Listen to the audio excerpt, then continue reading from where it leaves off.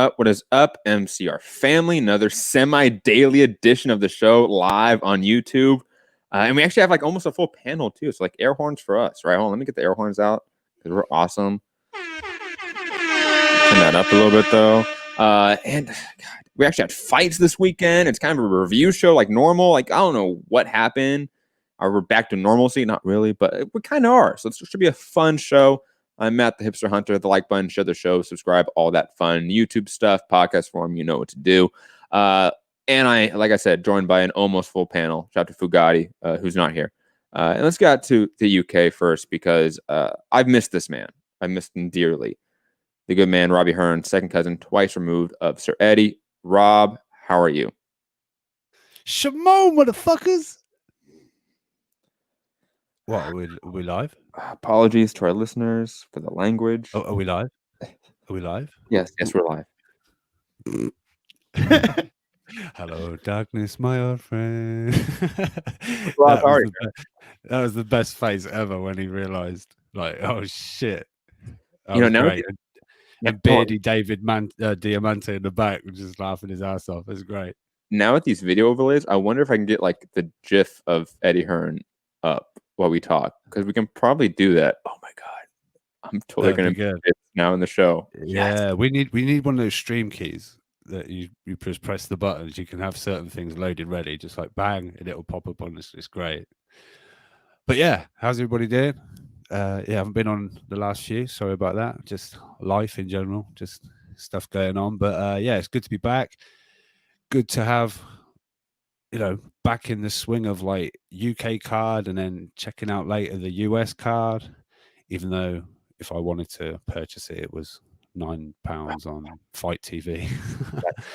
So I'm hoping DAZN Global follows suit, picks up PPC cards like they do in Spain, Austria, Germany, everywhere else. So I'm hoping my DAZN subscription, when it comes around, will include PPC cards. But yeah, obviously some fights to talk about. Not really any news. I don't think we're going to cover any news as such because that kind of isn't. But yeah, review of the weekend. So yeah, Garrett, how you doing, man? Gary in Dallas. I'm good. It's good to see Rob again. I think he got more bald, if that's even possible. It is, actually. It's good to see you, Rob. It's good to see you. Thanks, man. I had to do that. I'll allow you to at least the cornrows have gone. Okay, I thought you were going to go with a fat joke, but you went with the cornrow joke. Okay. Nah, I'll save them for later. Okay. and to be honest, the cornrows are exponentially more embarrassing, Gary. Nah, I liked them. They were good. I think you should get them back.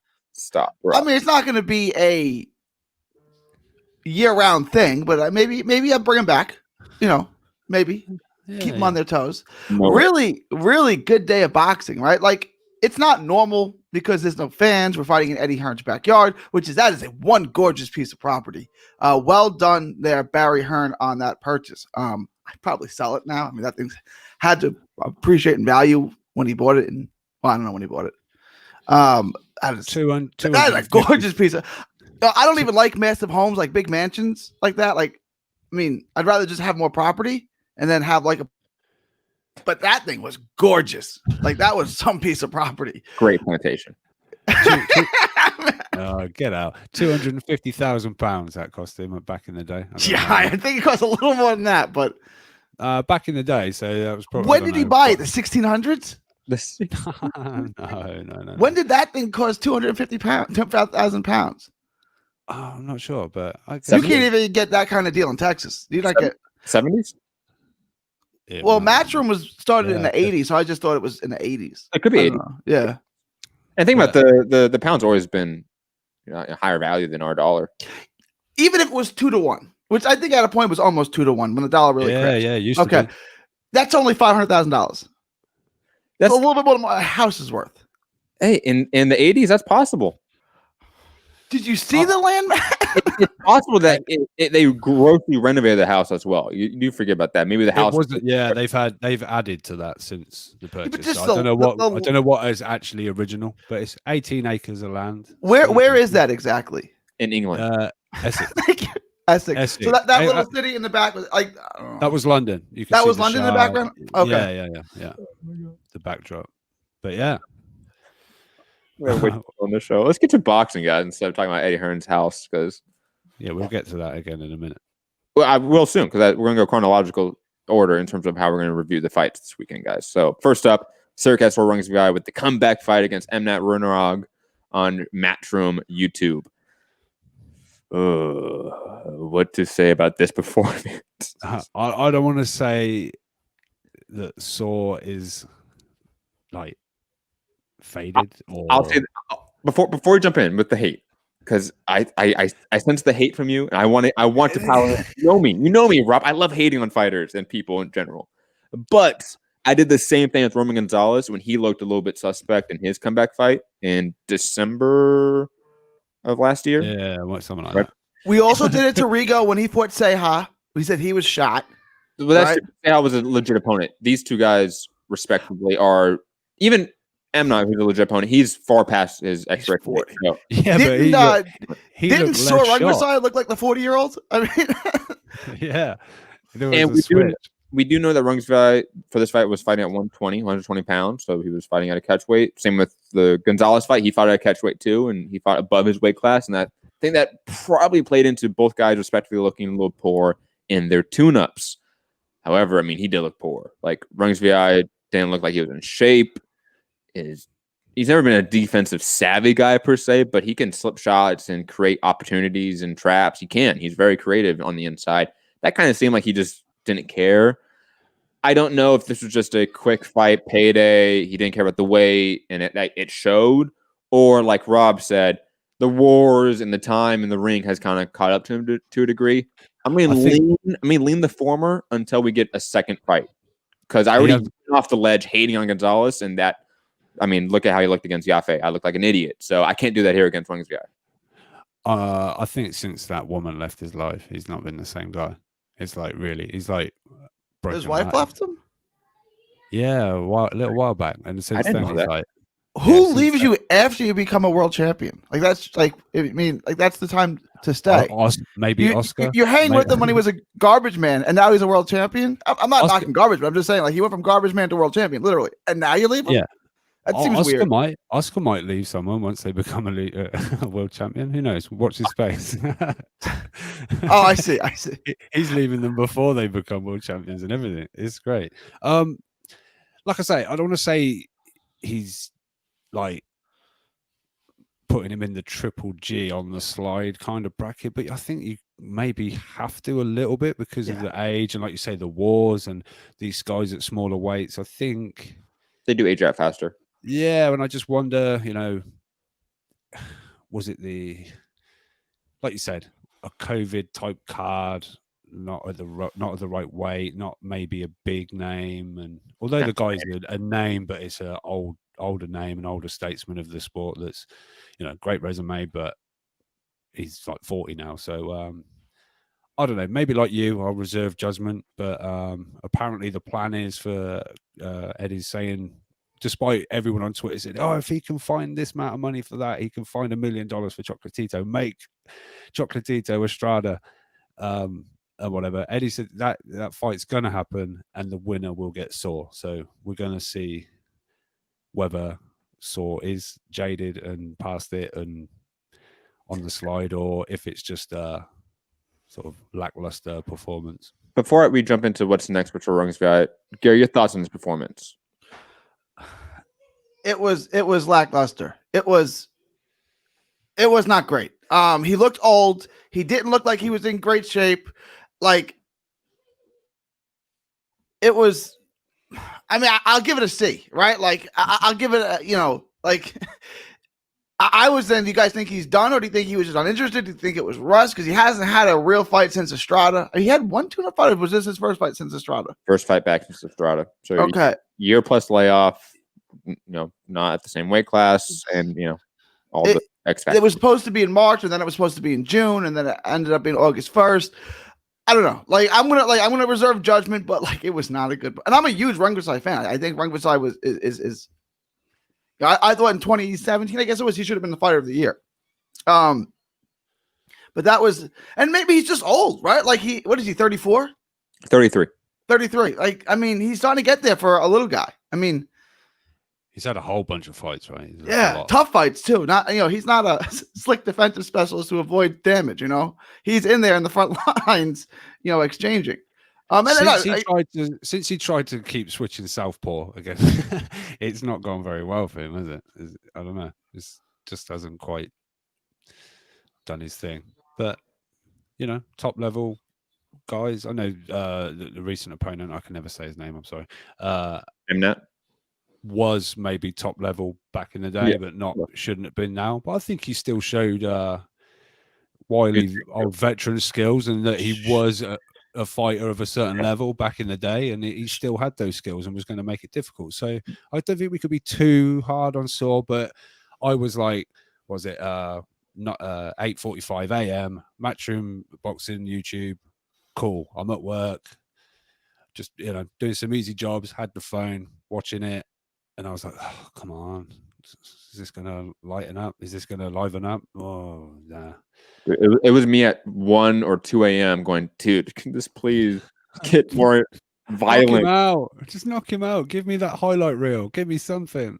It was just, he was never out of like first gear. It was clear. Like he never tried to go for finish. He never tried to go for anything out of the norm. Like he just wanted to be in his face, throwing combinations and get the cobwebs off to a degree.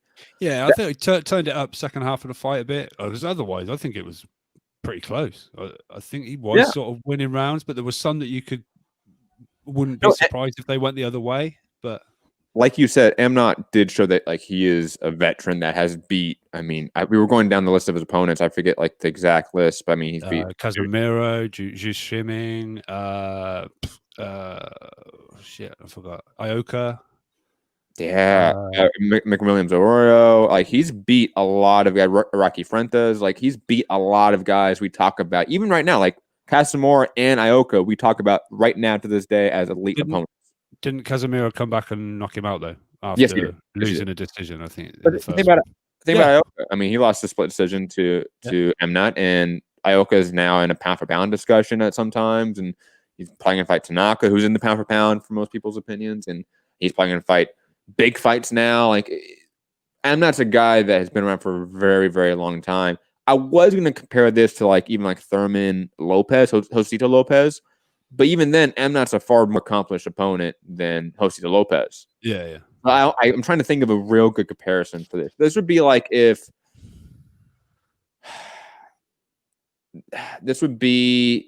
like, let's say Artur Beterbiev lost in his next fight, and he then went and fought Sergey Kovalev. Like it would be similar to that to a degree, I would say. Maybe that's not a perfect comparison. I get where you're trying to go with it, but a guy that has obviously won championships, has arguably a Hall of Famer or to a degree, but not the best at this point in time. Any other thoughts on Rungvisai? I mean, what do we want next? Do we want Ioka Tanaka winner? Do we want Estrada rematch? Do we want Chocolatito rematch? I mean, what do we want here? I know because of Estrada Gonzalez, it's hard to say what's going to happen, but what would you guys want to see? I want one of the rematches. I would prefer an Estrada rematch, but I would take either one of the rematches. I don't know that he wins either one of them based off of that performance. But again, Chocolatito looked bad in his tune-up fight before the Caliafe fight. So I'd rather see one of the rematches. I'd rather see those three kind of staples of that division fight each other and find out who the best of that group is. And then whoever establishes themselves of those three go and fight Ioka Tanaka. That's the thing. If he gets the winner of that fight and potentially loses, which isn't out of the realms of possibility, and not just based off that, but it will be the question of people say, see, he was shot, but he might have just been beat by the better guy on the night if he loses to Chocolatito or he loses to Estrada again. And it's difficult because he's suddenly back in there with one of the big names. So, well, I mean, I don't know. I mean, I think a Gonzalez fight makes a lot of sense because let's say you lose to Gonzalez. Doesn't matter. You're in for a 5-fight series now.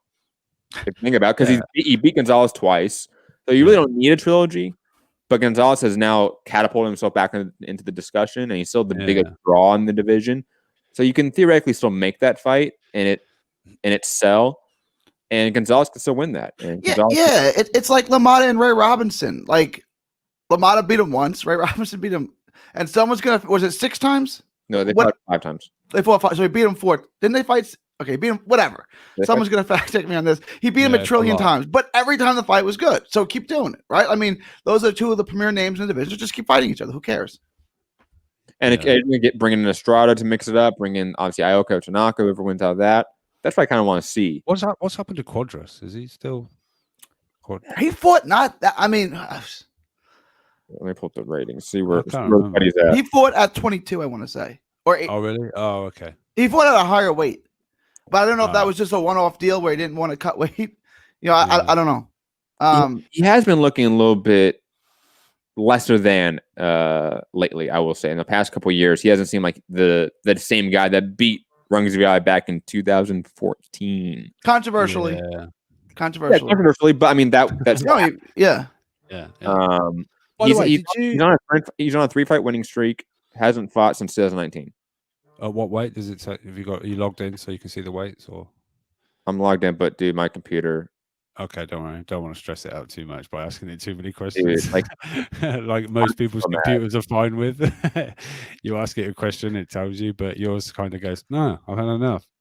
I'm not interested in what you want to know right now. I'm busy. I don't want to tell you right now. I'm busy running other shit right now."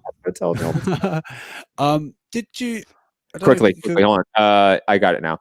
It's 2 of the fights were at 115. 1 of the fights was at 118. Okay, so he's still competing at the weight class. I would say he just is fighting guys that, I mean, we don't talk about, like Daniel Lozano, Ricardo Nunez. I mean, he's been around for a long time, but still no one really talk about. Jose Cardenas, like, again, guys that aren't really in the title conversation. Can you confirm? I heard that Rungvisai isn't actually like his surname; it's the name of the gym. Yes. So there's a bunch of fighters from Thailand, and they're something Rungvisai. That's the name, and they're all from the. Well, you know, Thai all have 2 names. Oh yeah. It's just you say potentially we could have Rungvisai versus Rungvisai. Yeah, I tried to guys from the same gym. You know what I mean? And it's like, oh, I didn't realize that. That's cool. I tried to look up the other guy who fought in the co-main through that massive right hand, Chinoy Warawat, and he's got a completely different name too. Yeah, what? Did you watch the co-main? No, Rob, why don't you use their name again? That's okay. You want me, Chinoy Warawat? I'm sure that's wrong. Just like the amount of times Ray Robinson and Lamada fought, I'm sure I got wrong. Warawat?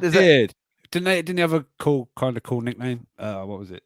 When you say co-main, it was the first fight on the stream, right? Yeah, I only had 2 fights on my stream. No, there was some after. I'm sure there was. Oh, mate, I don't know. Maybe. I didn't watch any after. Yeah, there was fights after. All right, well, I didn't watch none of those. I think so. There's only 4 fights on the card total, so like, it doesn't matter. Oh, really? But yeah, I did watch it. Yeah, the opponent didn't want to fight much more. No, but when he got up, I'd have been done too. I can't believe the ref didn't stop it when he got knocked down. He got up, was like, "Can y'all stop this?"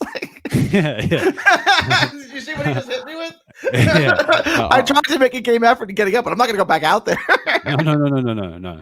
You got to 10. You got to 10, right? Because I'm not carrying on.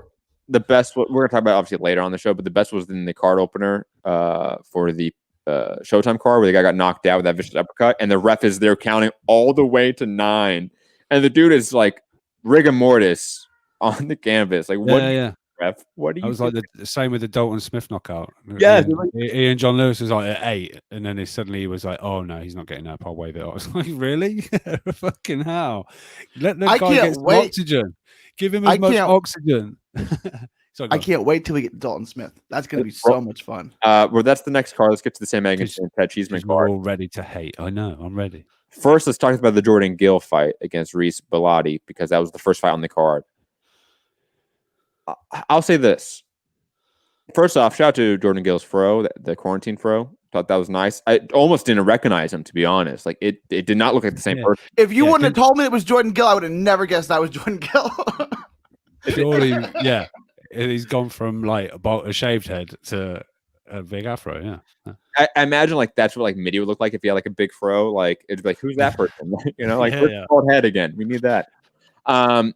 And Reese Bellotti is not a bad opponent in terms of like the domestic level. So I don't want to draw too many criticisms of this performance because it was a very close competitive fight. But the issues of Jordan Gill's, how do we describe his, for lack of a better term, his defense? Don't say we describe it. You're describing it. Me describing it. Yeah. His flaws in his defensive game continue to give him issues to where he gets sucked into exchanges, into the real estate of the action where he should not be. And he has a hard time controlling the fight.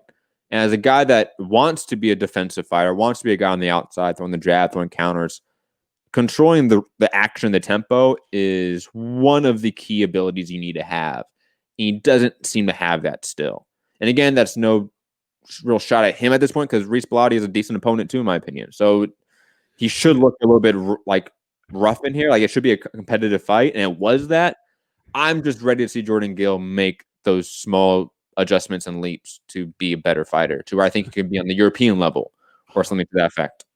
Oh, did I miss Gary? Oh man, he was like, damn it. It's great. But by the way, you're wild. Your thoughts on Jordan Gill versus Reese Bellotti? I thought he controlled the distance. I thought I just don't think the fight didn't really like take off because I just think Gill was that much more skilled than Bellotti. What Bellotti tried, I just don't think he had that. I think Gill had the answer. Yeah, they got caught up a few times, but that's boxing. The guy stood in front of you. You're gonna sort of land a little bit. But I thought a lot of people here were impressed with Gill, how he did sort of control the distance, and I don't know. I thought it was a really good performance without it taking off and making you go like, wow, like, oh, what a fight or anything like that. I think he controlled it. I think the scores were, one of them had it real close. I didn't see it close at all. I think Bellotti maybe 3 rounds, if that. I don't know. I just felt Gill. There were tight rounds. Don't get me wrong. There were tight rounds. There was times when Bellotti put a little bit of pressure on, and Gill was made to look a little bit more uncomfortable. But I thought he controlled it, and it just didn't take off. I thought this fight could actually be, quite explosive. To the first fight on the card, I thought this is because I thought Gill would be on a bit later than this, but I thought actually maybe get this out. This could be a really good fight. Start the night really strong. Throw in the Dalton Smiths and the Fabio Wardleys, the young up and coming guys in the middle, with slightly more what we deem easier opponents to deal with. Maybe highlight knockouts on there, and then into the co-main and the main. So. But the Gill fight didn't really take off. But I was impressed with him. He's had a rough sort of 15 months with like the illness and stuff like that. At one point, he didn't know if he was going to be fighting again. So he's come back really well. Dave Colwell said he's come back. He's like a different guy. He seems more mature, ready to. He's listening more. Just a bit of a turnaround. But I thought he controlled the fight quite easily, despite Bellotti trying very hard. Interesting that we differ so much on the views of the fight. I thought the fight was actually, in terms of the excitement or entertainment, I thought it over delivered in a sense from my expectation. I thought Gill was going to be far more controlling and dominant, maybe, because my expectations for Gill are high because people around him have talked about him very highly. So I think of it. But I know what you mean from that standpoint, but I thought he controlled it. I thought it was quite ease. He was made to work, but I thought he dealt with it pretty well. Yeah, he got caught a few times, whatever, and a little bit marked up at the end of the fight. But hey, that's boxing. But on the return, in these circumstances, I thought he dealt with it. We're talking about relative ease. Gill and Bellotti. I agree, Rob. I mean, Bellotti tried to make it a fight, but I thought Gill pretty much had his way with him. Really? I didn't see that, but okay. I mean, it was a game effort by Bellotti, but I don't think he was like ever really in it. Like he was losing every round to me. I'll be honest. I gave him maybe 3 at a push, Gary. I mean, a push. You're being generous with the 3. You're looking to give him rounds at that point. Well, I didn't hear what Matt had to say. You thought he was right in it with them? I thought it was a very competitive fight. I thought Gill didn't really control the action like I wanted him to. I felt like he had to continually fight Bellotti's fight, which he ended up winning, but it wasn't the fight that he wanted to fight. I want to make a lot of comparisons to the Dalton Smith Nathan Bennett fight because I feel like the offense from both Gill and Dalton Smith is what won them the fight, but their defense is what made it competitive. Their lack of defense was what made the fight ultimately competitive. But again, maybe I just need to go back and watch it. And also maybe I need to change my expectations for Jordan Gill because my expectations are very high for him because people around him have said a lot of glowing things about him. Yeah, And I mean, I thought he was shown going a to hell of a lot in the gym, and again, like I guess with like the Cordinas, the Kellys, and stuff like that, it's the maybe the lack of power. Mm-hmm. They've got these guys have got a very good solid skill sets, but Yep. it's just have they got that power that you might need on the elite level? You know, but we'll see. Shots can come together. I thought Bellotti was going to walk onto a lot more than he did, but so that's maybe a little bit of credit to Bellotti. But I really thought if Jordan gets in a groove, he's just going to piece him up like with ease, and there'll be like a late stoppage because it'll be just accuracy and accumulation and just maybe Bellotti's corner saying, "Do you know what? I don't want to see this anymore." But Bellotti made it a lot, a lot, not as easy as for Jordan as I thought it was going to be. So on that level, I maybe get where you're coming from, but I still think under the pressure that Bellotti did apply and the difficulty he maybe did bring to him, I still think Gil dealt with it pretty comfortably. No, I agree that he dealt with it. He won the fight. I think he clearly won, let's say, 6-7 rounds. Like, that's not without a question. I just thought the fight was always one where he was on the back foot, having to react time and time again, There was never a point where like he could breathe, I felt like. And that's credit to Bellotti. Like, I feel like this was a good matchup. I thought it was surprising this was the card opener, to be honest. I did not expect that. This to me, I was thinking like Dalton Smith. I thought Gil would be like almost, maybe the middle fight. We could have actually just skipped the Dalton Smith fight. I mean, that could have been untelevised. We'll talk about that next, because that is the next fight. Dalton Smith KOing Nathan Bennett in the 5th round. Rob, maybe because those that listen to the show don't know, our conversations off air, obviously. Rob off air was like saying, "Hey guys, you got to pay attention to this guy, Dalton Smith. He's the future. He's the next guy. He's the truth." Let me find that and see if I can screen share that rubbish that you just said. In my story, he's one to watch. Definitely. In my story, you said that he's the next Anthony Joshua. Yeah. In the American version, in the American translation of my text. So me and Gary were like popcorn in hand, ready to see a masterclass, right? And it was a competitive fight. And it was one where Dalton Smith obviously got the KO at the end. And I think his power obviously was clearly the difference throughout the fight. Like in the first round, for example, he was losing the entire round up until the last 30 seconds or so, where he clipped Nathan Bennett, I think, with the left hook that rocked him. And that was sort of the story of the fight, that Nathan Bennett was kind of winning a lot of exchanges, but Dalton Smith was clearly the more powerful puncher. So whenever they did get into exchanges and Dalton Smith fired back, because sometimes he didn't, he would get the better of it because he's the more powerful hitter. But his defense wasn't there. So he was getting hit with jabs, getting hit with combinations, getting hit mid-combination a lot. I also think that his cardio wasn't that impressive, but I'm chalking a lot of cardio issues up to the pandemic. So that's not a huge knock on him at this point in time. But I saw a guy that was struggling to throw combinations at that point. So he was on the back foot. He wanted to throw single shots, everything with power. A lot of fine tuning needs to be happening with Dalton Smith, but I like the offense. I'll say that the offense was good. Gary, you go next. Next. Let's get all this shit out of the way first. First of all, good shit. Omar Juarez, who's 7 fights into his pro career, wrecks him. I mean, wrecks him. Stops him early. He's so bad defensively. They're the same weight class, aren't they? Yeah. Please. Oh yeah, because that's going to get made, right? It's going to get made in the next 12 months. Lunatics. I mean, they obviously like this guy. PBC likes Juarez. I'm sure they're going to match these two guys up cross promotionally at 22 years old or however old they are. Yeah. There's not another 17 fights before that maybe even happens. No. But I mean, you can see Juarez's skills, right? I mean, Dalton Smith had decent speed for a guy with pop, right? Like, there's some things there. So I have two takes on this guy. First, obviously, he's a wannabe Toro Gatti. He's wearing the white and the blue. He had the neck tattoo. He had thunder on the back of his trunks, right? And he even tried to move a little bit like Gatti. Like, you can see he threw up his combinations like Gatti and kind of slipped to the side like Gatti did. Everything he did was trying to be like a Toro Gatti. Gatti's maybe my favorite fighter of all time. My youngest son is named after Gatti. So full respect for that. I love him for that. How do I feel about him in the ring? Sorry. the fact that Gary started with so much love, like this guy wants to be like God. Yeah, now he's gonna. I appreciate and respect that. Now this is why this motherfucker sucks. Look, this is a guy who might be in a ton of fun fights, right? Because he's offensively quick and powerful, and he's defensively not good at all, right? Like that is a recipe for a guy who can be in a ton of fun fights. How many of those fun fights is he going to win? Well, how many did Randall Bailey win?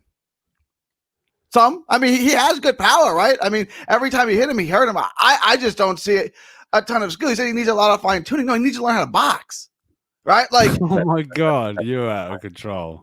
This is just out of control. This is I've been set up. I would honestly get him in.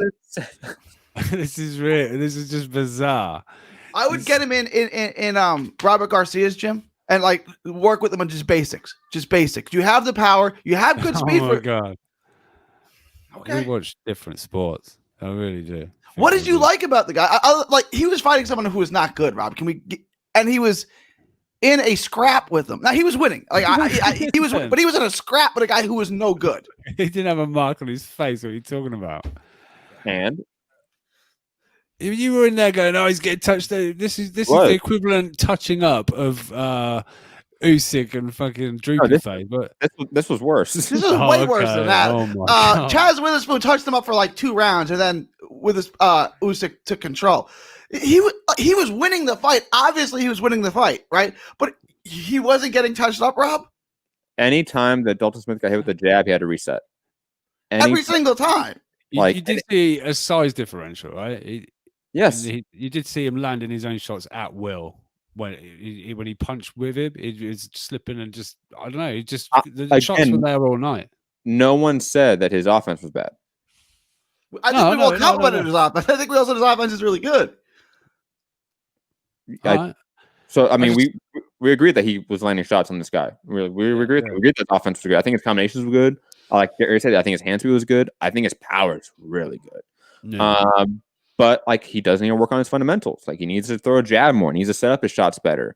He needs to slip off the center line more instead of just moving laterally because his head is still on the center line.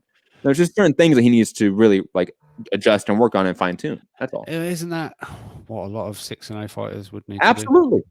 No, like that's why Omar Juarez, does he need to do that kind of stuff? This is honestly the same criticism I have with Omar Juarez is that his offense is really good, but like defensively he hasn't shown me anything that makes me go, wow. Yeah, but Juarez picks off shots, right? Like he just looks to either get hit with it or block it and then fire, right? Like I mean, I didn't see any defense, right? Like it was I thought Juarez is maybe slightly more fluid with his offense, but like in terms of like prospects, I think they are comparable prospects where they're 5 or now 6-0, 7-0 respectively. They're offensive minded guys. They're huge power punchers.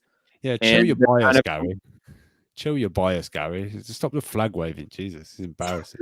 From one flag waver to another flag waver. I mean, it's so. I don't know what you're talking about. There's complete impartiality. So Rob, I know how you will, and you have yet to really talk about this. So after I say this, I want you to go on and talk about Dalton Smith because he's your guy.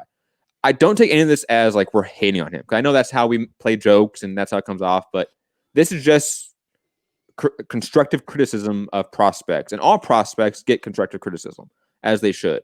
And think about this. I don't think any of us are saying like the things we said about Joey Spencer, about Dalton Smith. No. You know what I mean? Okay. I mean, look, we could say this about current world champions. He needs to move off the center line better. Oh, absolutely. Do you know what I mean? Do you know what I mean? It's across the board, but I don't know. Just in the chat last night, I know you were doing it to get a bite out of me, and it kind of did work because you just hate. I reeled you right in, yeah. But I just, you know me, I'm more of a glass half full kind of guy, so I'm more like, I really like this kid. I can't wait to see him fight again. And whereas you're like, oh, this guy's trash. He got touched up. I look, he did get touched up, but I'm excited to see him again because he's a powerful hitter. That knockout was amazing. I mean, the way that stanky leg, whenever like a guy's leg like falls and crumbles under them, it's a cool knockout. It just is. Yeah. Even if the referee does go 7, 8, you're like, just fucking let the guy have some oxygen because he was down a little while. They had to bring the oxygen. I was like, oh shit. Think about Eddie, second fight in, there's a guy in the ring needed. I was like, oh. Think about my criticism of Jordan Gill. I still want to see him again But I Yeah, for sure. remember the name, right? And I'll say this: a lot of that is in part to expectation, right? Like, not to hate on you, Rob, but like you like I got built up because you hyping him up. You rarely hype up. I'm a Hearn. You are. I'm like I was. To be honest, I've seen a couple of his fights before, so I do remember him being a lot better in those fights. Yeah, but he was literally fighting like Latvians and shit. Like, he was fighting nobody. That was back in the day when you could fly people from the Eastern Europe and throw them a couple of £100 and they go home and feed their family for a year. I knew the name, right? Like I remember I don't remember seeing him before. Like have we seen him in other? I saw him live at White Revis, and when the guy literally was a punch bag, but watching someone in full flow, letting combinations go is a sight to behold. And when you can, when the arena's not got many in it because it was early on in the evening and you're just hearing the shots land from ringside and it's like, wow, this guy, forget what's in front of him, but to see it in full flow is like, holy shit, this is impressive. And then I've seen a few more and I just like the kid. So, I do too. I think my expectations of him going into it was like, is he going to be a future champion? Because that's whenever I hype up a prospect, that's usually what I look for, Yeah. And I see a little bit more of a British level guy at this point, and that's not a knock on him. There's tons of British level guys that at 6-0. At 6-0, that's the target, right? The British title. Then you go, right, we'll try European. We'll talk about it later with Cheeseman. He done the same. British title, stepped up against Patera for the European, outclassed, come back, tried a few more domestic fights, had a couple of iffy fights and maybe a couple of bad decisions, but he's now, well, obviously, again, we'll talk about it later, but he's now well ranked with the IBF. But so you can come back, go again, learn some more, whatever. And but yeah, I'm sure that's the goal for the likes of Dalton Smith at the minute. Look for the British title. So, and I know you laugh at it, but I did like Gary's recommendation of Robert Garcia. Like, I do think that's a little bit of like a perfect pairing for him. A guy that really teaches traditional boxing, a lot of fundamentals. You look at all of his guys; they're great inside fighters. They're good. They always work their jabs. They always work combinations, volume. They have great cardio. Like, it's just a good gym. I feel like he could work well with somebody like that. I don't know who would be a respective comparison in the UK that's like a Robert Garcia. He's with his dad at the moment. It's his dad, I'm sure. His dad was a big Gaddy fan, huh? I don't know. Gary's making all so. these fights, but like we all know, Gary's kid is going to be a boxer one day, and like he's going to make his kid wear the same trunks as Gotti. Gary's going to live vicariously through his kid, like as all parents. Arturo Thunder Kittleson. Yes. Kittleson. He's named Gaddy. His name is Gaddy. Oh, all right, my bad. Yeah. I just done the Diamante. You jumped all over it. The Diamante was good though. I like that. Kittleson. Let's move on. Unless you have any other thoughts about Dalton Smith. No, I think the little bookmark on him and one to watch. I really do. So, like you say, fun offensively. I thought he was like kind of on point. He didn't seem reckless with it. He seems picks his shots well when he goes. I just think the guy, slight little step up for him, and he was the bigger guy, longer guy, and it was just But I thought he seems patient, but when he does throw, he throws with bad intentions. I like it. Double eyes, and his dad does train both of the Edwards brothers, to be fair. Well, yeah. It's not to be fair. I mean, look at Charlie Edwards in his last. He's a world champion, Matt. He trained a world champion.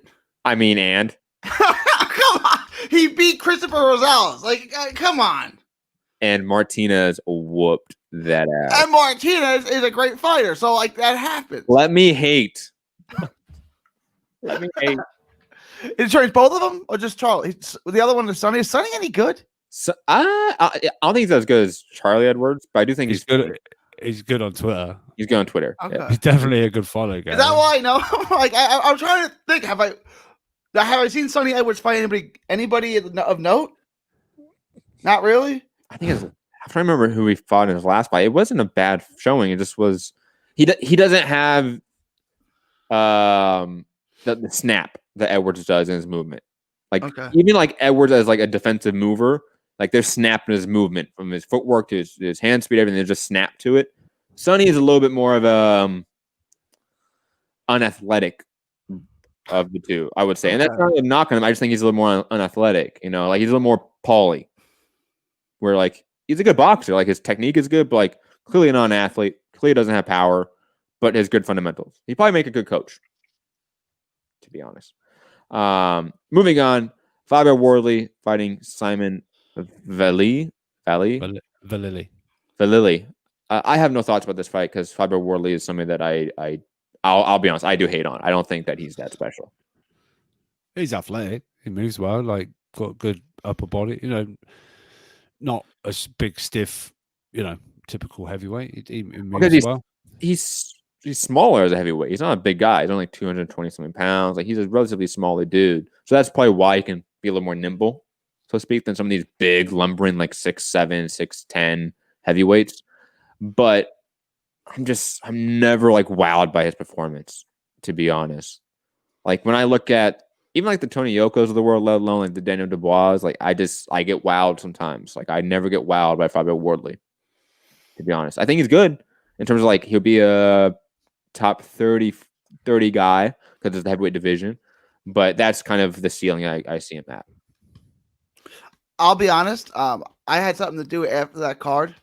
So I took a shower, and when I got out of the shower, I literally like got out of the shower, and then the knockout happened. So I only really saw the knockout of the fight because I didn't want to miss anything good. So I took a shower during the Fabio fight. Smart. Makes sense. Rob, your thoughts on his performance? It's all right. It's to be expected for me. I thought it might be a bit more of a tear up because Valil is a slightly scary character that the Red Mist does ascend, but descend. Sorry, doesn't ascend. Yeah, I just thought it was gonna light up a little bit and be some big flurries, big guys throwing bombs at each other. But yeah, I think he didn't really want to know. Thought the referee maybe could have let it go again, but in hindsight, it probably was the right because he seemed to be like, "Oh yeah, I'm not too interested now." After getting caught, so I don't know. But yeah, well, I don't know. We'll see where Wardley goes. But yeah. I mean, you're not hounding him as yours. Not massively. Really nice guy. Speaks really well. Got nothing against him. But at the time being, I think there's a pool. He's kind of like the next wave of. So it's hard to, I don't know, sort of fit them in with the other ones at the minute. Just too early for me. I saw Michael Hunter saying, "I've not heard of this guy, but yeah, I'm down." And Dillian White was like, "Oh, let's talk about desperate." I saw that. Yeah, so I go down like Michael Hunter. I mean, to be fair, if any fighter gets mentioned on Twitter, Michael Hunter goes, "Yep, I'll fight him." he throws his name in with anyone. So, but yeah, I think it's a little early to sort of look. Wardley's just won the English title. All right, it's not the British title or anything like that. So. Yeah, we'll see how it goes, but he's all right to me. He's perfectly decent enough at the minute. Like I said, I think he's quite athletic. He seemed to dodge and slip shots pretty good, and then done his thing offensively. Seemed spiteful when he did let his hands go. But I assume that how the UK perceives F.A. Ajaba, like we view Fabio Wardley like that. If I can make an assumption here. Like, I think the UK doesn't really perceive FA as a legit prospect. I'm just being honest. Like that's how like I perceive their perception. That's like all the comments we get from UK listeners or from UK boxing Twitter. A lot of disdain towards FA as a prospect, and I can understand why. And likewise, I think for the US side of it, we kind of view Fabio Wardley as like that version of like kind of a hype job to a degree for the heavyweight division. He has a lot of good connections, which helps. I don't know if that's true. Like, I don't know if FA is a hype job or if Fabio's a hype job. Both guys are very early in their careers, but I think that seems to be the narrative of both guys. And that's why I'm never really hyped too much on either's fights per se. I'd say the fairer comparison would be, I'd say FA is a little further on. I'd say someone like maybe Franklin or something. Or like Sonny Kanto, whatever his name is. Yeah, maybe. Or what's Gary's new boy? Guido Guido wrecks him Dog walks him like Matt says. Actually, I'll pick Faber Worley against Guido just because it's top. Guido's had one fight or two fights. I know he had a few more, 5 or 6 fights, but he had an amateur career.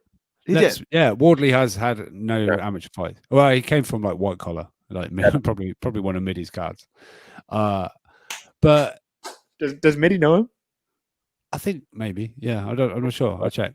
But yeah, maybe let's make Wardley Jared Anderson, something like that.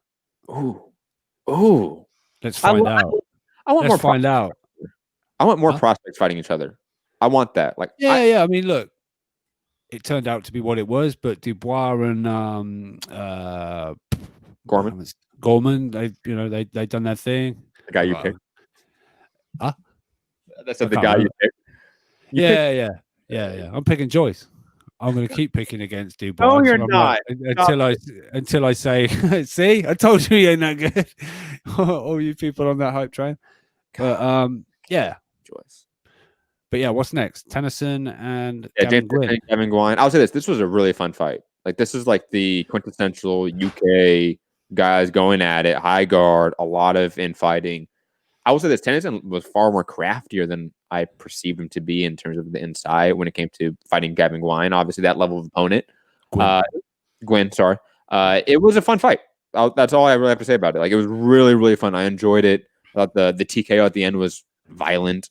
And I thought James Tennyson looked good, honestly speaking. Better at 135. Yes, but I mean, still, like, any conversation about him fighting a legit top 5 or top 10 guy is just out of the question, in my opinion. Like, he is clearly a domestic level guy, European level guy. Talking about him fighting world level opponents just makes no sense to me. We've seen that already. At least at this point, I need to see a lot more if people want to make. Well, yeah, I think. Yeah, he's just won the British title. Apparently, according to the British Boxing Board of Control, he's now got to defend it against Liam Walsh. Like that fight? Yeah. And then I'd like to see the what's it? That beat Ritson. Is it Patera? Patera. Yeah, I'd like to see that for the European title. So yeah, I think he'll move. Well, that's 140, isn't it? Patera's 140? No. That was before Ritson moved up. It was at 135, I think. Yes. Okay. You're right. And then he moved up after he lost. Okay. Yeah, because weight was. I will say that weight was an issue, so I'll move up. When Ryan Garcia knocks out Luke Campbell, I would love to see Luke Campbell fight James Tennyson as a tune-up. That'd be a good domestic fight. I would like that. And Rob was deathly afraid of this fight for his boy, but I would love to watch Hector Tanahara tune up Tennyson, right? But oh my god, it's a makeable fight, dude. It's a good fight for both of them. Tennyson's got world level experience in being outclassed, and Tanahara needs a step up opponent, right? Like, this is going to trigger Rob, but you would say Tennyson's probably about the same level as Hipster, right? No. Like, who do you think's better? Machito Gesta is better. I knew that was going to trigger Rob. I'd say they're about the same. Not like a lot better, but he is better. Yeah, he gets knocked the fuck out. What? So Tennyson stops Gesta. What? No, that's a scrap. That's a fun fight to watch from a fan's perspective. I don't think Hector's going to stop Hester. So yeah, but he wins, right? Hold on. He wins every round. Yeah. Like, he clearly wins the fight, right? Like, well, I don't want to trigger Gary, but. Hey, if you want to trigger Gary, go for it, Rob. When has that ever stopped you? I encourage it, actually, please. I thought on the return of boxing from COVID, I'd try and be nicer, but fuck it. No, I don't know. It's a good fight for Hector at this point in his career, I think. Gun to your head, Rob. Who do you pick? Come on, don't deflect, don't dodge the question. Gun to your head. Who do you pick? All right, I pick Hector. So yes. we get the Tennyson fight, and it's fucking smeared all over the canvas. But anyway, that's good. Thank you. But I knew that. Anyway, when is that fight? That's coming soon, right? Which fight? Tanahara and that's this month, right? 24th, 28th. I forget when they rescheduled it. It's on the. Did they reschedule? I didn't even see that they rescheduled it. I thought they did. Oh no, because Gesta pulled out food poisoning, didn't he? It was supposed to be on the Virgil Ortiz card. Yeah, And yeah, then, that's it. Oh, okay, yeah. Sorry, Hester, I was thinking it was on the Linares Fortuna card. Wait, wouldn't it be? It would be, right? Because that's the next Golden Boy card. did they reschedule it? Because it wasn't COVID related. They don't have No, Gester got food poisoning, didn't he? Yeah. The Linares card is not official. Even though they put out a press release, it's not official from the commission standpoint, from my understanding. Okay. It's because it's non-box rig. It's not any official schedule yet. So that is something to be aware of, but I don't think it should be an issue. Whenever that card gets official, I assume that fight will be on the undercard because that's the next Golden Boy card that's happening. Because otherwise, they're going to wait till maybe Canelo fights or Ryan Garcia fights in October. Like, well, yeah, after the purse bid, maybe. You think it's going to purse bid? You think so? Well, did I send you the clip, right, of Eddie saying? Yeah, I saw that clip. I just didn't know because of Oscar's random tweet. Come on, let's fucking make. Right? Like, who is that to? Like, it was to Ryan. It had to be to Ryan, right? Because think about this, okay? Think about this. I had this conspiracy. Oh no, I agree with you. It's stop fucking around and wanting too much money, and finally fight someone. That's what I think. Connecting the dots, Rob. I love this little mid topic here on this card. Even though considering he's just took shots at him all summer, like, I'm just thinking it's carrying on. All right, so you're right. So both guys have been taking shots, Ryan Garcia and Oscar. And then we have Ryan Garcia going out there on Instagram announcing the fight's done. And the WBC said it's done. And the WBC said it's done. Within 24 hours, Oscar goes on Twitter and says, "Fight's not made."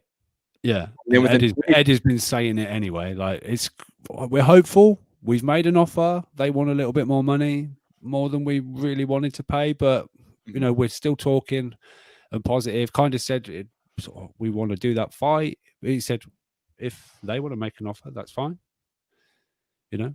But maybe they want us to do the card. He said wasn't in our original plans, but we'll happily do it because it's a great fight. But feel free to make us an offer. Mr. Ryan Garcia, 6.5 million Instagram followers, A side, blah blah blah. Where's the offer? I'm thinking the issue is that Oscar does not want to pay for this fight. No, because he doesn't. He has issues with Ryan. He wants to offset it to Matchroom, and Ryan wants more money. Yep, because I'm assuming the offer isn't what he thinks is worth the Luke Campbell fight, and he's probably right. Because again, he's looking at what Devin Haney just got against Alejandro Santiago in a tune-up on the undercard. He's thinking he got paid $1 million. I'm way bigger than Devin Haney. I'm fighting Luke fucking Campbell on a main event potentially. I want to get paid a lot. And we know that DAZN, Golden Boy, and Matchroom have all been asking their athletes to take pay cuts. So, yeah. So we have Oscar out there on Twitter telling his own fighter to stop doing the right thing and to make the fight when that's his job. That's my conspiracy. I don't know if it's a conspiracy or just a really, really good guess. I think it's just probably true. That's more than tinfoil hat time. I think that's just educated. I think almost scientific. Let's talk about this main event now because we still have this card to get through. And I know Robbie wanted to get out here within an hour, but it looks like we're going to be a little bit over. I hope you can hang on for the PBC card. If you can't, I understand. Yeah. Hater. Fight of the year here: Sam Eggington versus Ted Cheeseman. Best fight that Eddie Hearns ever seen live. That's what he said. Fuck off. Stop. How long is that list? Like, if you make a list of the 5,000 best fights I've ever made, it's on that list. Okay. Exactly. And I think the microphone slipped, and he meant to say, and he did actually say, but the microphone for in my garden. But as Matt's taking out words and changing my text messages, I'm changing what Eddie said into. I need to look at his tweet because it say garden. Because he said it was a tweet that I saw. I didn't see an interview. I saw a tweet. I saw the tweet. Get the receipts, Matt. Get the receipts. What did his garden look? Robbie, what did his garden look like when you were a kid and you had Thanksgiving dinner over there? Like, what did it? When there wasn't a boxing ring there, what was there? Pecan tree, lemon tree. What do you grow over there?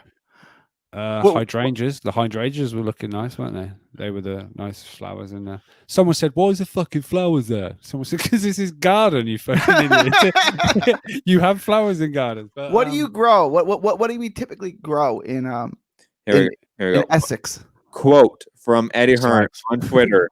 Quote: "One of the best fights I've ever seen live!" Exclamation point. There you go. who are you to judge? I am judging because this fight was real. It was but good. You hate. Here's the thing. I enjoyed the Tennyson fight more. I kind of agree with Matt. That's why, like, I'm a little confused about like the reaction to the main event, because the main event was like good, but I thought it was one of those fights where it was a lot more technical than I thought it was going to be. To be honest, like I saw Sam Eggington move his head. I was Dude, like, "What the hell?" You took the words out of my mouth. Sam Eggington was slipping shots. It was weird. So it was like his head said, "I'm sick of being punched. Maybe I should move." I'm only 25.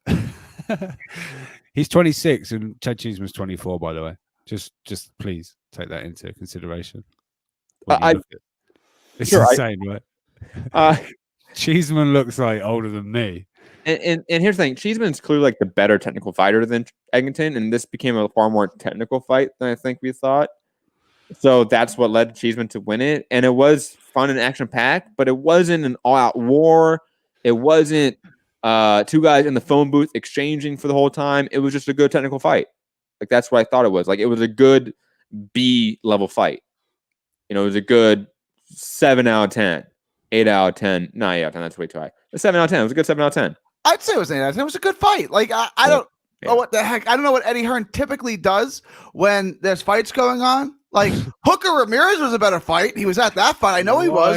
I saw him there.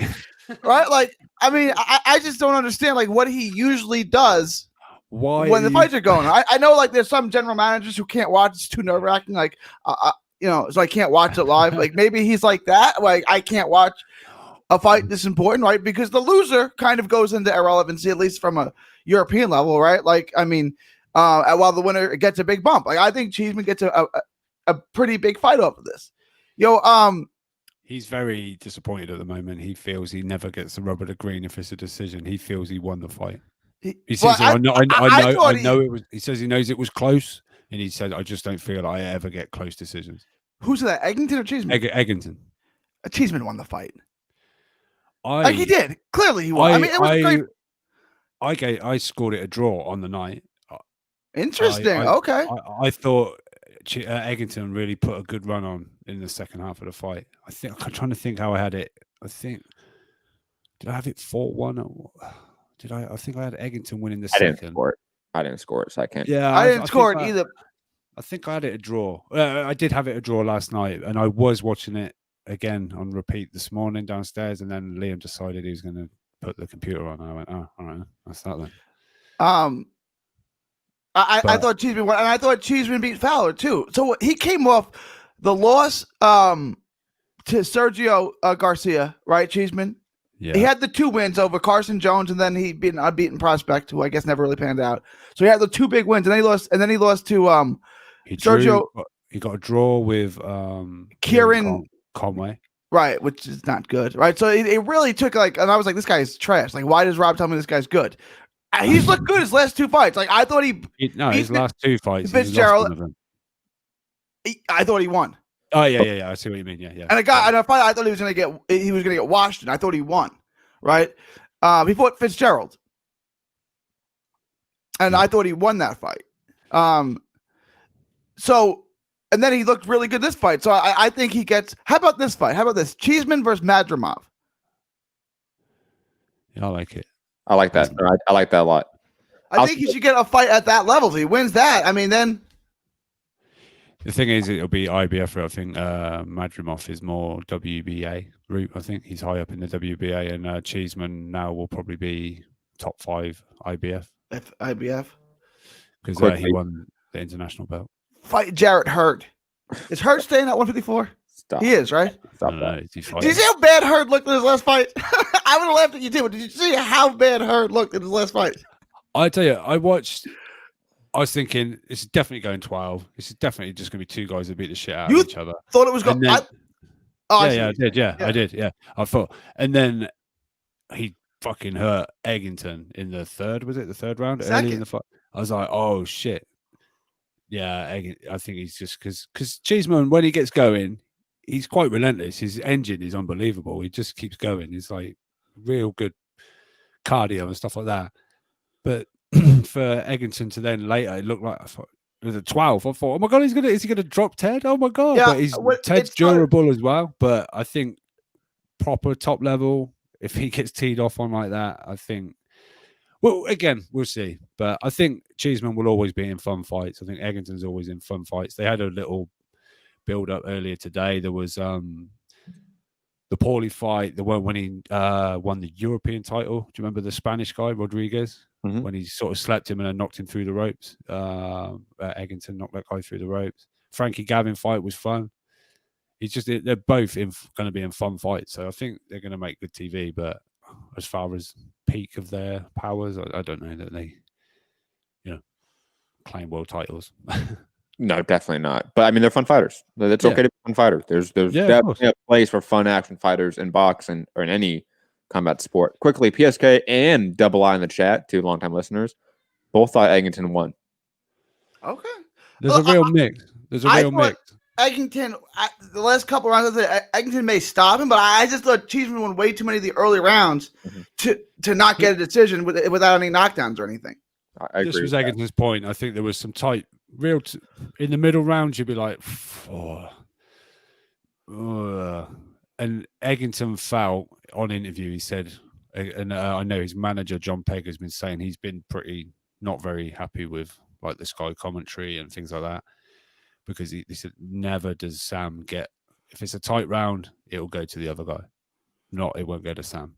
And he just feels that's always the way. He said it just doesn't feel like that Sam ever gets the rub of the green as far as if it's a close round, it'll always get thrown to the other guy. And then stop getting hit so much. How about that? Yeah, I mean, Sam said, stop getting hit so much. I just feel I've always got to win by knockout. I've got to win and get a knockout to win. Yeah, he does have to get a knockout to win because he's not good enough to win 7 rounds against a good fighter. I'm not knocking him. Some people have to. Julian Jackson has to win by knockout, right? Because he wasn't going to outbox. Kendall Holt needed knockouts, right? That doesn't mean you're bad. It just means you're not going to outbox good boxers for 12 rounds, so you better knock him out or score a bunch of knockdowns. I didn't know Sam Eggington's interview was going to trigger you so bad, Gary. I'm sorry. I'm just tired. I got robbed. You didn't get robbed. You lost the fight, bro. Don't shoot the messenger. It was a valiant effort. It was a great effort where I thought you turned the tide. I thought he may win this fight, right? By stoppage. But I don't see how and again, I didn't score it, so I'll go back and score it. But I thought Eggington had such a big lead, that it was going to take a knockout. And he almost got it. He hurt him bad, right? But I don't see how Eggington wins a decision. But I'll go back and score it again. Yeah, do that quietly. Fuck. The Italian just jumped out right there. It did, right? Fucking hell. You brought out Guido and it reminded him, and then he's gone all... the gestures, the hands come out. But no, fun fight, and let's just say it looked great. I thought it looked great. You mean like the venue? Production, venue production, everything. I thought it looked fantastic. I thought for what it is, I think that might have been a York Hall card, kind of thing. York Hall, small venue, but they made it feel like more of an event. And I know people have been saying, look, stop saying your boxing's back. Frank Warren's done 2 cards already or 3 cards already. But with Sky and the Sky Machine and everything, it really did feel like, well, plus these were better. Wow, the almost like the big shows are back, and it was just a boxing ring in a garden. But I thought they'd done it really well. I thought it looked great. All the fights on the card, except for the heavyweight fight, which I didn't really watch, were fun fights. Were entertaining. It was a good show of boxing, that card. And then there were the 2 other cards, right? So it was like back to normalcy. Kind of, right? Like there's no crowd or anything, so it's still weird. Right? Like if you guys watch baseball without a crowd, like when the ball jumps off the bat, like there's no crowd reaction. So you think, okay, that's in the ballpark, and it just like leaves the park. Like, oh. All I've seen of baseball so far are the cardboard cutouts behind the catcher. So far, I've seen about 17 dogs, 3 Darth Vaders. People have sent in, and they've paid for those. I know. You got nothing better to spend your money on than a cardboard cutout. They're literally buying a seat, but for a cardboard cutout. Apparently, you get the cardboard cutout, you get a jersey, and people sign shit and stuff. But is it really worth it? No, it's not. No. Send it. Look, our dog's behind the catcher. You know what's worse though is the NBA like digital screens where it's like PS2 level graphics of fake people. Have you seen that? No, That shit's bad. I don't think they're not fake people. People are paying to have their. No. Some games have had like real people. Yeah. Some games have had fake people. Yeah. It's so bad. And then like the screens were cut to like live footage from like previous games of crowds, like crowds cheering. And I was like, what are you doing? Like, luckily, like they never pan to this shit, so you can only see like in the background kind of. Nah. I'll say this. I'm actually enjoying the whole no fan thing. I know like that's not like gonna happen long term, obviously, because like money. But in terms of like my own personal enjoyment, I don't mind it. It's okay for me, especially like mainstream sports. Like that doesn't bother me at all. Having no fans at a basketball game or a baseball game, it does not matter to me at all. Gary's about to be attending college football. What are you talking about? 50,000 in Texas. 50,000 people in Texas. They're gonna do that. God help you, people in Texas, Gary. God help you. I'll tell you, there's second spikes coming. I think. East Australia got shut down. Melbourne got shut down. Yeah, we're getting regional areas across the country, like little mini lockdowns and stuff like that. It's crazy. It's happening. Let's talk about briefly though. Let me bring up the stat for this matchroom card. Since you brought it up, initial ratings is from Mike Copster. Initial ratings for Eddie Hearns' Fight Camp debut on Sky, 93,000 average, with viewership peaking at 202,000. Frank Warren's Friday show on BT Sport did 3,000 average, 26,000 peak. Both figures don't include replays or streaming. Gary nearly died. 3,000! Oh, wow. I've been to club shows in San Antonio. That's 3,000 people there. Wow. I've done podcasts, but I've done more. I don't mean any disrespect to Frank Warren, but wow. Like infomercials at 2:00 in the morning when they're selling you some crap. You're like, you don't even know what it does. Like, it's $19. I'll buy it. Does more than that. I'm gonna rewind that in a minute because Matt was halfway through that reading. Gary, you made me laugh. Man. He sort of done that. 30,000. He kind of tried to hold it in. It was the whole like. He done what's his name? The meme when he's like. Yeah, does that guy back his laugh? Yeah, Gary was doing that like the Muttley in the background. Oh, funny. Rob, I'm not familiar enough with Sky's viewership. Is this number small, big? I think past, let's say, your call level shows, right? I can say that figure was sort of expected. Okay. They weren't expecting monster ratings because it was just kind of it was not even actually the original card. It was just a fight night card to a degree. It was just Ted Cheeseman, Sam Eggington. It wasn't like it's Anthony and Joshua. Yeah, I think Khan holds the record for the non-pay-per-view Sky card, and that was against Samuel Vargas. No. Was it that, or wasn't it the return against Phil LaGreco? It no. might have been. It was one of his recent comeback fight. It done apparently insane numbers. But they're on BART, right? So you can look up these numbers. Yeah, but if you really want to look them up, you're just gonna have to pay this like thousands to be able to get the ratings. What do you mean? You need a license to get the ratings of these. There are certain things like generically down that you can check. Like I think like BBC 1, 2, or whatever. But when you start talking to cable companies, it changes a little bit. You start having to pay like license fees to see it. Was Khan versus Melanage? I know that was in the US, but was that pay-per-view over there? I don't think so. No. Okay, so I guess because it was American time. That was it on Sky though? Was that a Box Nation fight? Jesus, I can't remember. Back then, like it might not have been Sky, Gary. Like that's yeah. I don't think Amir Khan was with Matchroom at the time either.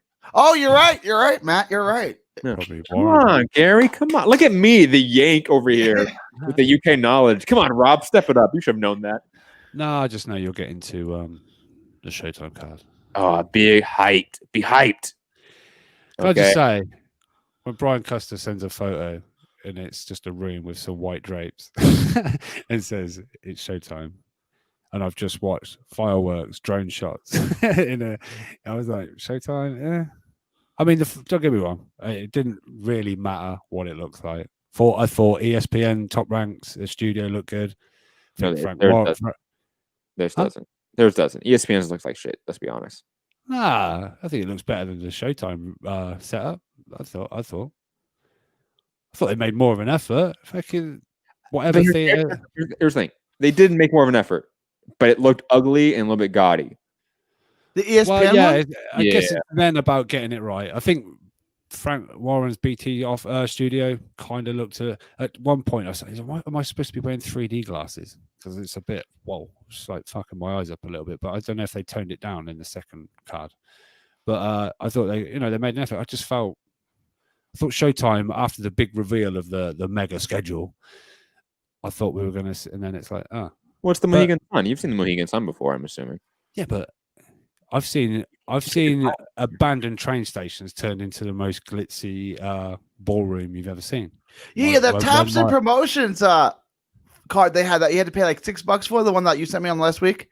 Yeah. They had it in some warehouse and it looked pretty cool. Like it looked like it was a warehouse, but it like a level on a computer game. Like yeah. Like, all right, this looks budget, but like it kind of looks cool budget. Yeah. Hay bales and wooden boxes and stuff like that. Yeah, let's get it on. But no, I just expected a little. I thought they'd give it a little bit more pizzazz than they did. But maybe does it need it? I don't know. I see. Here's the thing: most of the time when like it's the in between stuff, I'm not watching. So maybe that makes it different for me. Like the whole like presence and presentation of the show, like. I don't give a fuck about that. I'm just here for the fight. So if it's just talking heads, I'm not listening to talk heads most of the time, right? I have it muted. I'm listening to something else. So I'm only really paying attention to the fights and watching then. Even for like the matchroom card, like it wasn't like when I'm watching the fights and I can tell there's this grand garden behind them. It was just the fight. And it kind of was dimmed in the background and it was made to look that way. So that's why like it doesn't it doesn't bother me, but it's not really noticeable to a degree. Like I don't pay attention and go, oh wow. Same with the Showtime card. Like I didn't notice anything out of the normal and just focus on the ring, and that was fine. With the ESPN fights, though, there was the big ass jumbotron behind the fighters. Yeah, that didn't quite always in frame, and that bugs me. That a little bit distracting, but no, I just mean as far as making an effort, I think everyone else has had a go except Golden Boy and PBC so far. I think Golden Boy was just black drapes and. Showtime seemed a little to be fair, PBC put on good fights. That's what they did, unlike the other promoters that you're talking about. All right. Relevant fights in the division that matter. Let's just be honest about it. Let's talk about chronological order as we've been doing. First up, the opener: Joseph George versus Marcos Escondero. I'm not going to dwell on this too much. I thought it was kind of a ho-hum fight. This was easily probably one of the worst fights of the weekend until the knockout, which it became one of the best knockouts of the weekend, along with Dalton Smith's knockout. That uppercut was fantastic. Again, not much to talk about before then because it wasn't the greatest fight, in my opinion. It was very, first gear, in my opinion, where Escondero was kind of just the one dictating the range and the pace, and Joseph George was doing good work. But then that knockout happened, and it was amazing. And again, the ref counting to 9 or 10 as Escondero was literally just like trying to come back to like our realm in reality. Was it Jack Reese? Was he giving him the full 10 count? He could get up. He could jump up. No, it wasn't Jack Reese. It was Danny Chavone. Oh, don't worry. You don't have to shame him too much. Shout out to Danny Chavone, who went to the same university, Hofstra, as I went to. Really? Yes, sir. And what a different path you've taken. Clearly, you've done better. Yeah, but no. Apart from the knockout, I didn't actually see the fight, but I did see people talking on Twitter like, "Oh, this guy's doesn't like he's got the greatest gas tank," and "Oh, this isn't that good," and then "Oh, this isn't." And then suddenly, holy shit! It was kind of like the Twitter threads were like, "Shit, I wasn't expecting that because this fight was shit until that point." So, great highlight reel knockout, and I think one of the Charlos tweeted, "Let's get this boy like." Kind of saying like about let's sign him. Let's get this kid in camp. We've been hearing about this guy, and we can, he could be one of the Lions. I think it's from the Houston area as well, so that would make sense. And like, here's the thing: I don't think he's from Houston. Yeah, How H-Town stand up. I don't think he's going to be a world champion ever, but like the guy's going to put on good fights. Like some of our talking about the UK card, like he's one of those guys, the US regional guy. Joseph George, I think, is going to have good power, doesn't throw combinations, doesn't have the greatest cardio tank, so that he's going to get beat by a lot of the top 10, top 15, even top 20 guys. But you put him in there against certain guys like a Jesse Hart. That'd be interesting at 175 because Jesse Hart. Was this at 68 or 75? This is at light heavyweights, right? Okay. Yes, Jesse Hart's much better to middleweight, in my opinion. I could say this is what I was having a conversation with someone. It's like there was kind of like, oh, look at you, you're all hyped over this UK card. I'm like, yeah, but look, you guys over there were like, oh, Clay Collard, this guy, the prospect killer, and it's going crazy. No, just let me finish my thing. I'm just saying.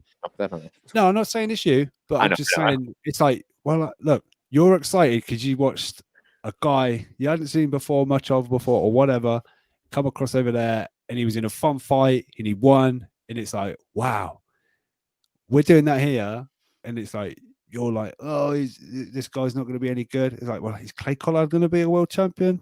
Probably not. Is he fun to watch? Hell yeah.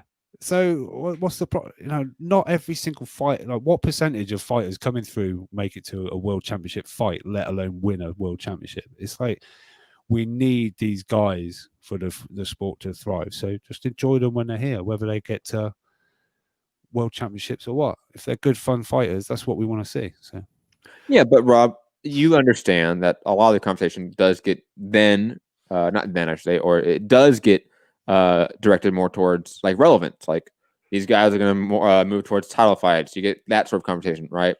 And a lot of UK fans, I will say this, I'll go on the ledge. A lot of UK fans will hype up certain fighters that will never make it to top 10 perspective. And that does happen here in the U.S. too, no doubt about it. I mean, we mentioned like the Joey Spencers of the world, right? Like we mentioned prospects that do get hype here that we all go, wait, they're not legit, right?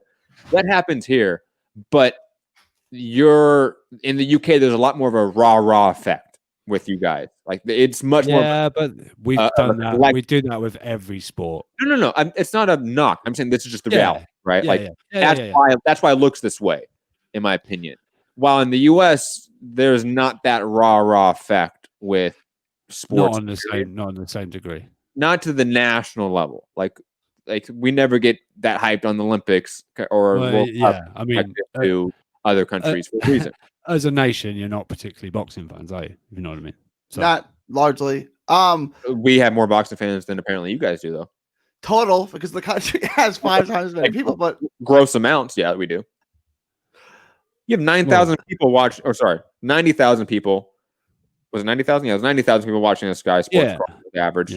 300,000 average on ESPN for these shitty cards that we've all been talking about are shitty and are inferior to this Matchroom card too. Like that's safe to say. Like this Matchroom card has been better than a lot of these regional top rank cards they've been putting. Oh, it's better than every single top rank card. Yeah, except for a couple fights. That's the only difference. Like this card in the totality is better than all those cards, but Joshua Franco versus Maloney is a better fight than anything on this because of divisional relevance. So that's all I have to say. And 2 thoughts on Joseph George. No relation to Paul George, by the way. But for that, what about Boy George? I don't know. I didn't fact check that. You don't know Boy George? I know who he is. I don't know if they're related. I would. Matt doesn't. Who? Boy George, no? Culture Club. Come in. Okay. Joseph. Shout out to the judge that had Joseph George winning. Education. I know the song, but it's like, damn, I don't have those names like in my back pocket to bring up. Oh, come on now. Podcast. I don't have that. No. George Harrison. What about that one? Is he related to George Harrison? No, the George is in the wrong place. I know. I'm just confused. I'm just stopping Gary talking about his boy. No, Gary, carry on, Gary. Okay. Time of Texas. No. George, was it? Shout George out to the judge that had George winning every round except for one, 79-73. That is unbelievable. He maybe won one round prior to that. Like that is incredible what that guy was looking at. And then this is why you don't fall asleep for 1 second. How do you say his name? Escudero was kind of just like lazy walking back after they were in, and that's when he got nailed with the uppercut. Like, he just dropped his hands and was like taking a step back, and that's when he got nailed. Do not fall asleep when you're in a fight. Don't do that because it could end that quickly. Yeah, that's that. That was like he was winning the whole fight, and he just got lazy for 1 second and lights out. And that uppercut seemed lazy too. That was the worst thing. It was like, he's out. Out there. Oh, I'm gonna have to go. Come on. Oh, sorry, Rob. Let's move on. We'll move on. No, I'm sorry. I don't want to do this because it's a Showtime card, but I really do need to. Well, you can't talk about what fight did you watch? I've saw the main event. And let's talk about the main event then. Let's talk about the main event. Angelina versus Tremaine Williams. I was up and down this fight. I mean, as you guys know in the group chat, off air, obviously, by round 3, I was convinced we're about to see a dominant performance from Tremaine Williams, and I was going to be made to look like a fool. And that Shakur Stevenson being hyped on Tremaine Williams was going to make all the sense in the world, and it still kind of does to a degree. But it just looked that way. Like, his left hand was on point. Andrew Leo was constantly just out of range, was constantly just not throwing combinations like he usually did. And then round 4 happened, and it was a momentum shift. It wasn't hugely noticeable, but it was a momentum shift. And then from that point on, Angelo Leo just poured it on. I mean, the combinations, the aggression. I thought I was going to get him out of there. To be honest, I'm surprised he didn't get the finish late. The bodywork was class. Oh, it was. Credit to Tremaine Williams because he is, I think, really skilled. I think he was just really undersized in this fight, to be honest. The second Leo's size and aggression started to play a factor, it played a massive factor. I was going to ask about it. Do you think he could go down to 18? For Williams, yes. Yeah. I would advise him to move down to 118. Absolutely. It's only about 4 pounds. And it's honestly a more star-studded division right now, even though 122 is low-key really stacked as well. But I'll go down to 118. He would be better suited there for sure. The other thing is, like, I want to talk about his gas tank, right? Because he looked really fatigued, and I thought he was just taking a round off in the fourth, but that's all, like, the fight changed. And maybe it was a size difference, but if you go back to the Vicente fight where he won almost every round, he didn't do much in the last couple of rounds of that fight either. It looked like he had faded, and that was a 10-rounder. Like, I think there may be a gas tank issue, and maybe it's just because the other guy's so much bigger than him and leaning on him, and he starts to lose his legs. But, I mean, there may be a gas tank issue. And I didn't see the fight that one side. Like, they had it 118, 110. I thought he won the first 3 rounds. I thought he won the last round. I thought it was like, I had it 7-5. I didn't see this fight as one-sided as all the judges had it scored. After round 3, it was runaway. You didn't give him any rounds after 3? It was a struggle. I did not give him any rounds after 3. I kind of leaning with Matt on that one. Just so you know how I saw it, I obviously got up this morning, went down, looked on my phone, and I saw tweets, and I was seeing things like, wow, things just really have just turned, because I thought Tremaine was looking great doing this, doing it, controlling it, and then bang, and it was like kind of like Matt, it was a runaway, and I was like, really? Jam. Then I saw, oh, that body work, oh, damn. And then I saw someone, I don't know, until I went to watch it, that once Leo switched his stance, like the fight just changed. And I was like, oh, it'll be interesting to watch if that guy's got a good sort of insight in that. And I kind of agree with it. And watching it back, I thought yeah, it just seemed it like one ebb and flow. It was like 1, 2, 3, and then just a complete reversal of the fight, and it just changed. And 122 is looking good now. I think it's a sneaky sort of low key, really good weight division. And they brought up on Showtime, I don't know if you saw it, wherever you watch Daily Motion, wink, wink, nudge, nudge. All the U.S. fighters in the 122-pound division, and it was a lot of names, and it was kind of refreshing as well, right? Yeah, a lot of young talent too, like Angelo Leo and even Tremaine Williams. Like, I think he can still be a fun fighter in this division. Not a world champion per se, but a fun fighter, top 20 guy. But Angelo Leo versus Brandon Figueroa, Ray Vargas, Daniel Roman. Fulton. Obviously, Stephen Fulton's going to be the fight next, but I think Leo wins that, to be honest. I'm going to pick Leo now, too. After that performance, I didn't know he could keep up that kind of work rate for all 12 rounds. Like, once they seen him do it, like Figueroa, I'm going to pick him. I'm going to pick Leo to win. It was weird, though. Virtually every fighter over in America pick Tremaine Williams. Yes. That's mighty midget, right? Or mighty little person. However, yeah, he needs to change that. By the way, yeah, you can't. Can't call yourself a midget when you're not actually classified as one, and then just use that term when the people that actually are one of those don't like that term. Yeah, if that makes sense. You can't use that. Yeah, I hope Al is like saying like, "Yo, Tremaine, love the fight, great performance. We're gonna make sure you get taken care of because show up on short notice to a degree, but you got well done, well done, little man." No, Al, it's mighty midget. No, well done, little man. No. No, you don't. Up. You don't get it. But yeah, I think, like I say, low key slightly again, low key sort of stacking up of a really good division. I think it could be a real fun watch. Yeah, no stars. And if the Zone are listening, get that PBC contract for the Zone UK. I want to be able to watch these cards as part of a subscription that I've already got, not have to pay another fucker. All right. Do it as yeah. Your man for Spain. You do. I know we've left Europe technically, but please let us do some things like the rest of Europe. Just a couple points before we jump off of Leo and before Rob has to go. Leo's ability to continue that work rate when he was, it might be kind of not fatigued, but he was breathing heavy. Like in between every round, they had towels on him, they had ice on him. He was breathing heavy. Like it seemed like he was tired, but then he would go into the round and throw 100 punches in the round. So credit to him for doing whatever he did to find that will and that cardio. And I gotta say this, I think it was round 8 or 9. I forget what round it was. It's in between the rounds, and he's like, serial killer eyes, right? And he goes, he can't stop me. I'm gonna fucking kill him. Like, watch. Like he says that to his corner, and it was just an awesome moment.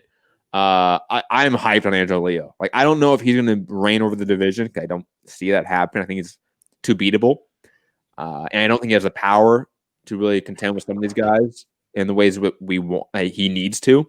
But the guy's going to collect a belt here and there. He's going to be in fun fights. He's going to be a perennial top 10, top 5 guy, and he's just a fun fucking fighter. Like, I really like Angelo Leo in terms of just entertainment value. Yeah, I hadn't really seen much of him before, but yeah, definitely one that I'll obviously recognize the name on a card coming up and be like, oh yeah, I'll definitely try and find this one on a stream the next. Are we all picking him against Stephen Fulton now? Yeah, I guess it's hard. It's hard to now. We've seen Leo with that performance against and that guy type of too. Yeah, and it's like, oh shit. Maybe change things because I was maybe Fulton before that, but when it was the original fight was made, it was like, oh yeah, I can't wait to see Fulton, and then Leo's just done that.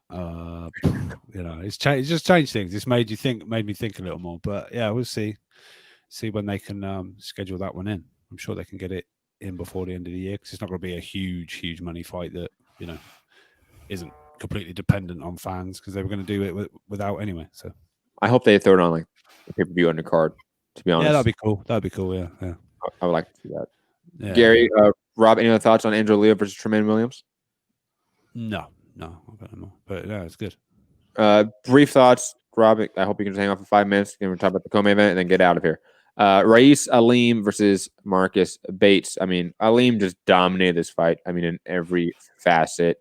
And the body punching, the aggression, the meanness in his sort of combinations was nice to see. I liked Aleem in this fight. I thought he was really good.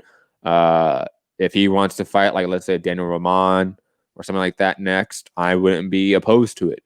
If he's going to fight the winner of Leo Fulton, I would not be opposed to it. If he's going to fight Ray Vargas next, I would not be opposed to it. I don't think he wins those fights, but I think he beats Ray Vargas. I don't know about that. I told y'all he was good. I told you Aleem was good. Like I said, him and Tremaine Williams are both so good. Like, and they're both so under the radar. So good. Right? That would have been good. Tremaine Williams, right? I don't even know who would have won that fight. I mean, maybe Aleem would have won that fight. I don't know. Williams would have won it. You think so? Aleem doesn't have the work rate that Leo did. Leo's work rate is what won the fight because that allowed him to get on the inside and make his shots, get his combinations going. Tremaine Williams was dominating the outside of the fight. Dominating the outside of the fight. I mean, it has to be a fatigue issue on why he was just willing to stand in there, right? Like he couldn't have had his legs left after the first 3 rounds. I mean, credit to Leo for breaking him down, but like it has to be a gas tank issue. Like, why did he just stay in there? I don't think that's the case. No? I think Leo honestly is just he's a volume puncher. So like maybe he's one of those guys that just is a slow starter because he was in positions to get his combinations going and have his normal offense going in the first 3 rounds. He just didn't. I'll say that. Like there's a lot of times he was in the clinch and he wasn't throwing. And if you look at rounds 4 on, anytime Leo was in the clinch, he was throwing. It didn't matter. The second they touched, he was throwing. He looked like a different person. Like Tremaine Williams looked like a different person for the first 3 rounds and then the next 9 rounds. It looked like a completely different fighter. I think that's a large part due to Leo. Do it, Leo. I mean, I think Leo was in positions to throw and he didn't. I'm assuming his corner was yelling at him, dude, you're in position. Throw combinations. Like if you're just gonna play this pity pat shit with him, you're gonna lose. So throw in volume, throw caution to the wind. You have to do that, and that's what he did. Like that's what I'm assuming happened. I don't remember hearing anything in the corner to indicate that. But then again, I could barely hear the corners as is. They were whispering. Guys, any other thoughts on fights this weekend before we head out of here? And a quick shout out to my main event Mark with the super chat saying salute Matt and Rob. He didn't say you, Gary. Haha. Saying I hope you are both well. How did you rate Abner last night? I thought you did great hanging with Morrow and Al on color. Did he say anything racist? No, he didn't. So that's an improvement. Thumbs up. I would say this. I wasn't a big fan of Abner. I think a large part of it was due to confidence. I don't think he felt confident on the mic. I could hear that. On top of it, they didn't really give him that many opportunities to talk. I forgot he was there some of the time. Yeah. Thing is, I think he thought, if I remember, he said that Fury won the first Wilder fight, so he wasn't allowed to say too much. No, that was Paulie. That was Paulie, not Abner. Rob. No, but maybe they knew from interviews that Abner also agreed with that, but they just didn't want to give him too much airtime in case he put it out there. I'll be honest, I've never been a fan of Abner on the mic. Like I've never been a fan of him on Inside PBC either. Really, I love him on that show. Him and Porter and Kate Ebdo. I thought that was like such a fun conversation they had. You love him on that show or loved him on that show? I guess it's over with now, right? They're done with that show. R.I.P. Porter. Hello, darkness, my old friend. I'd rather have like a Keith Thurman or Sean Porter play that. Thurman's good. I'll give him that. Keith Thurman's really good on the mic. I think he's already kind of done with his career in some fashion. And he's like entertaining. Like you need to be entertaining and have confidence. And there's one thing that Abner doesn't have, it's confidence on the mic. And another thing is entertainment on the mic. Keith Thurman is both. Sean Porter is at least confident. The word on these streets is that Thurman is already lined up to fight Errol after the DSG fight. No, that's not what I thought you were going to say. I thought you were going to say he's in line to be the commentator already. Don't worry. No. I'm talking about. Yeah, how's he in line to fight Errol after DSG? He has to go fight first. He's on a loss.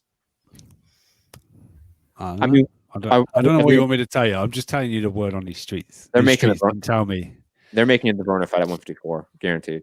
Well, he may have put his weight down by now. I mean, I talked to him back. That was like before the Ugas fight. I mean, he could have lost a bunch of weight since then. He may be able to make 147 this year. Wait, just to clarify. Gary said Broner and also Thurman. Which one are you talking about? We said Thurman, Broner at 154 is what Matt said. Yeah. Hold on. Gary's being positive and optimistic about Keith Thurman. Gary, what happened to you? Me and Keith had a half-hour chat. Oh, that's right. when he told you he was a cruiserweight, remember? He told me I broke that news. He told me I don't know. He looks pretty big to me. And sorry, go on. And Marco was like, he's not the size of Errol Spence. Like, I know Spence pretty well. Errol Spence doesn't look any bigger than him. And that's when he said that he weighed 192.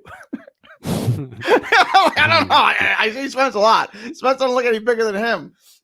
I can't believe you guys are so lame like that. Rob, for those that listen to the show, Rob will always say nice things about anyone that DMs him. Period. All the fighters he says nice things about, DM him. All the promoters he says nice things about, DM him. Gary, anyone he meets, he falls in love with. Everyone. They make the wall. They're on his wall. What are you talking about? Man. Not Caleb. Not Caleb Plant. Well, it's the second time I talked to him. The first time, I thought he was an asshole. To say the least. To put it nicely. I was like how bad was it? Like he was in. He was. This is really early in his career. Like you had no idea who he was. Like if he fell on you, you wouldn't know who he was, right? He was fighting on a Jamel Charlo card in Houston, right? And a couple of months ago, he had a cool nickname, Sweet Hands. I thought he looked really good, right? This is probably 2015, 2016, something like that, right? And there was like a sports bar that he was at after the fight, and I was like, Sweet Hands, great performance, man. Like you get recognized, no one even knows who you are. I don't even think your fight was on the televised portion of the card, right? And he looked at me like, I'm like, did you have cornrows? You're not a celebrity, bro. No one knows who you are. If you weren't just in the arena, no one knows who you are. Like you're gonna act like get away from me, kid. Did you have your braids at the time? I did not. Oh, I just wanted. I just didn't want to explain the face that you pulled. When was Andre Ward Sergey Kovalev the first fight? Was that 2016 or 17? That's when I met Caleb Plant for the first time. By the way, DAZN done a on this day. I don't know. It had to be 17. Yeah, I think it's 7. I think it was yesterday. DAZN done a tweet, and it was on this day, and it was Danny Jacobs exchanged knockdowns with Sergio Mora, and they showed that, and I thought, all right, and I'm sure, and I had to check on my phone. If you'd have done it on this day, the day before, you would have shown the highlight of Danny Jacobs getting sparked out by Pierrock when Robert Bird pushed him back down. Do you remember? He went to sit up, and Robert Bird went to sit down. And he's like, I'm good. But Pierrock absolutely smashed Jacobs' jaw, and he went out, right? Dude, that fight. That was an on this day moment. That was, I think, July 31st or August 1st or something like that. I've also met Eddie Hearn, and I don't speak kindly of him, Matt. So that kind of throws a wrench in your theory. Yeah, but you speak way nicer of him than I do. And I've met him a lot more times than you have. He's really tall. He's like 6'7", right? Like he's really tall. 6'5". He's tall, at least 6'5". He's real tall. Yeah. He's nice in interviews. I'll give him that. It's in the blood. He's nice in interviews. Yeah, you've just got to stop falling for his after fight things, you know. He's a salesman. Like he is what he is. Look, there's no falling for. Okay, yeah, there is. You're like, oh, how can he say? Does he not watch the fights in his house or in his shows? Does he get nervous?